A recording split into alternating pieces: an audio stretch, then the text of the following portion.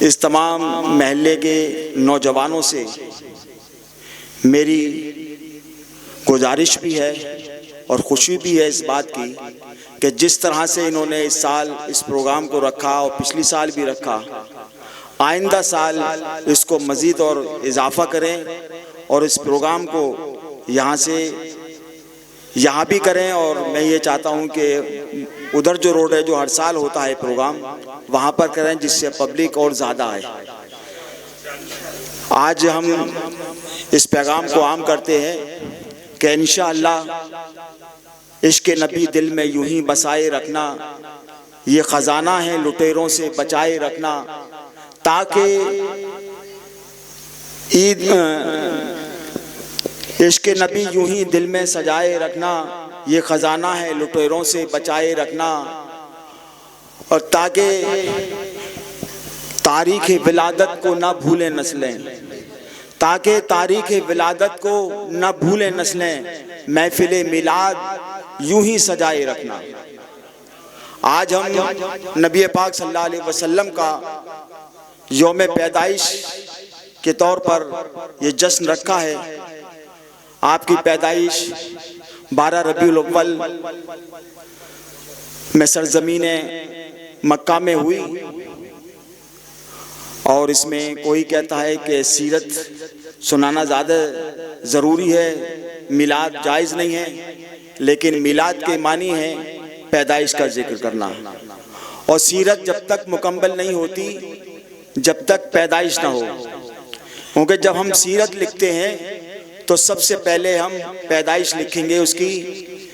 कि मिसाल के तौर पर जैसे अजीम भाई की मैं सीरत लिखूं तो सबसे पहले मुझे लिखना पड़ेगा अजीम भाई कहाँ पैदा हुए, इनके वालिद व माजिद का नाम क्या था, इनकी तरबियत कहाँ हुई, इनकी तालीम कितनी थी, वगैरह वगैरह। उसके बाद उनके इखलाक पर, उनके किरदार पर, ये तमाम सीरत जो उन्होंने दुनिया में रहकर किया, उस पर फिर सीरत पर रोशनी डाली जाएगी। लेकिन कुछ लोग ये कहते हैं कि नहीं, सीरत नबी पाक सल्लल्लाहु अलैहि वसल्लम की जो सीरत है, सीरत के जलसे होते हैं वो जायज़ है, लेकिन मिलाद मनाना ये जायज़ नहीं है। असल तो मिलाद ही है। जब मेरा नबी इस दुनिया में तशरीफ़ लाया वो किस तरह से आया ये तो बताना ज़रूरी है। जब मेरे नबी का बचपन इतना अफजल था तो फिर नबी की जवानी कितनी अफजल होगी, फिर नबी का बचपन कितना अफजल होगा। जब दुनिया में मेरा नबी तशरीफ़ लाता है तो हज़रत बीबी आमना रज़ी अल्लाह तआला अन्हा फरमाती हैं कि मुझे और औरतों की तरह कोई तकलीफ़ नहीं थी। जैसे दौरान हमल में औरतों को बड़ी तकलीफ़ होती है, वो बहुत परेशान रहती हैं, उन्हें कोई तकलीफ़ नहीं थी और किसी चीज़ की कोई परेशानी नहीं थी। कभी महसूस ही नहीं हुआ उनको कि मेरे शिकम में कोई है, बहुत आसानी, कोई परेशानी नहीं। और अर्ज़ करती हैं अपने कि मेरे पास एक फरिश्ता आता है और वो कहता है आनकर, ए आमना, तेरे शिकम में दोनों जहां का वाली आने वाला है, नबियों का सरदार आने वाला है, इसका जिक्र किसी से मत करना, किसी को मत बताना, कहीं ऐसा ना हो कि आने वाले को नज़र लग जाए। तो इसलिए मैंने इसको सबको किसी को नहीं बताया, बल्कि छुपा के रखा इसको। लेकिन जब पैदाइश का दिन आया और जब मैंने ये देखा कि मेरा घर, मेरा कमरा रोशन हो गया, और मैंने उन औरतों को देखा जो मैंने कभी मक्के में नहीं देखा। एक से खूबसूरत औरत थी जिसे देखकर मैं सोच रही थी ये कहाँ से आई। मैंने तो मक्के वाले को बताया ही नहीं, फिर ये औरतों को ये सब माजरा कैसे मालूम हुआ। जन्नत से हज़रत मरियम भी थी, हज़रत आसिया भी थी, और जन्नत की वो टॉप की हूरें थी जिनको बिल्कुल टॉप किया जाता है। एक हसीन, एक खूबसूरत, ऐसी जमील और हसीन हूरें मेरे घर और मकान में आई उस वक्त जिस वक्त हज़रत मोहम्मद मुस्तफ़ा सल्लल्लाहु अलैहि वसल्लम पैदा हो रहे थे। मुझे शहद से मीठा और दूध से ज़्यादा सफ़ेद एक शरबत दिया, जिसे मैं पीकर सैराब हुई और सारी तकलीफ़ें दूर हो गईं।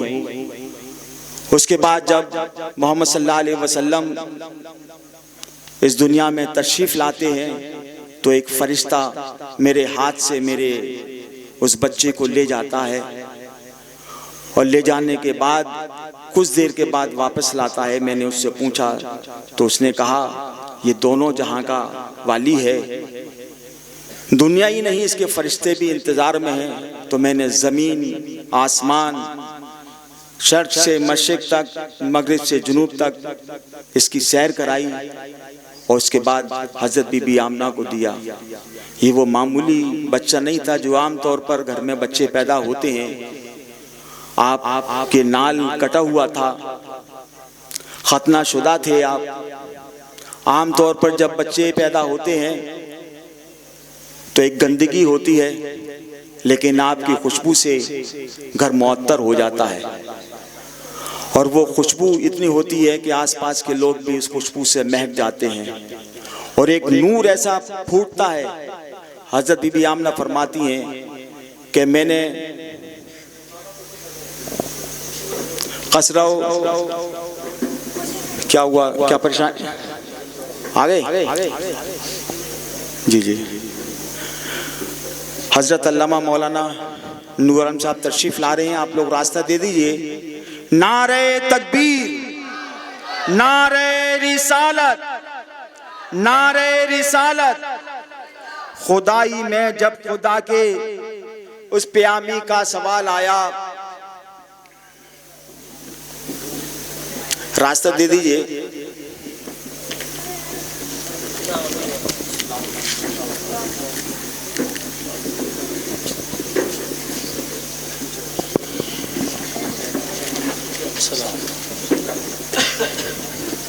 नारे तकबीर, नारे रिसालत। खुदाई में खुदा के जब प्यामी का प्याम आया तो झूमा अर्श आज़म, वज़्द में बैतुल हराम आया और वही फजले दुरूद आई, वही दरूदो सलाम आया। मुबारक ईद मिलादुन नबी का फिर प्याम आया, मुबारक फिर ईद मिलादुन नबी का फिर प्याम आया।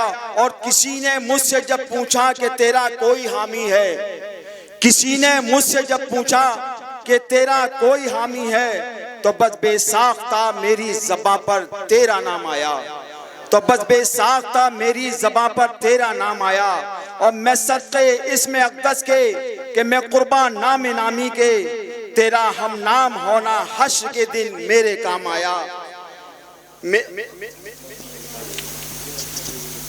और इसी ने कर दिया सैयद को सैयद जब कहीं पहुंचा, इसी ने कर दिया सैयद को जब सैयद कहीं पहुंचा, तो उठा शोर वो देखो मोहम्मद का गुलाम आया, उठा एक शोर वो देखो मोहम्मद का गुलाम आया।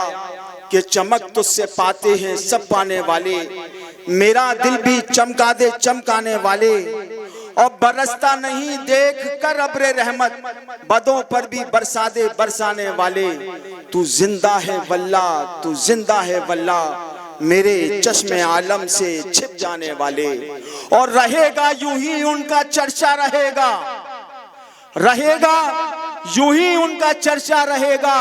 पड़े खाक हो जाएं जल जाने वाले, रजा नफ्स से दुश्मन है दम में ना आना, कहाँ तुमने देखे हैं चंद्राने वाले।